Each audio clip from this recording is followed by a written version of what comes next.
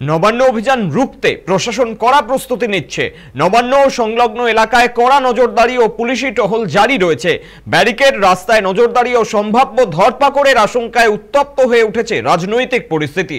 এর মাঝেই রাজ্য প্রশাসনের উদ্দেশ্যে কড়া হুঁশিয়ারি দিয়েছেন রাজ্যের বিরোধী দলনেতা শুভেন্দু অধিকারী। নবান্ন অভিযানে কারো গায়ে যদি মমতা বন্দ্যোপাধ্যায়ের পুলিশ হাত তোলে, তাহলে গোটা পশ্চিমবঙ্গে 72 ঘন্টা স্তব্ধ করে দেওয়া হবে। তার দায় সম্পূর্ণভাবে নিতে হবে মুখ্যমন্ত্রীকে। আমরা থাকব এবং আমরা প্রত্যেককে বলেছি, বাবা মার অনুমোদিত যে স্লোগান দফা 1 দাবি 1 মমতার মুখ্যমন্ত্রীর পদত্যাগ, উই ওয়ান্ট জাস্টিস, বিচার চাই, বিচার দাও। আশা আন্দোলনকারী যদি শারীরিকভাবে ক্ষতিগ্রস্ত হয় মমতা পুলিশের দ্বারা, শুনে রাখুন মমতা ব্যানার্জি, 72 ঘন্টা পশ্চিমবঙ্গ স্তব্ধ থাকবে।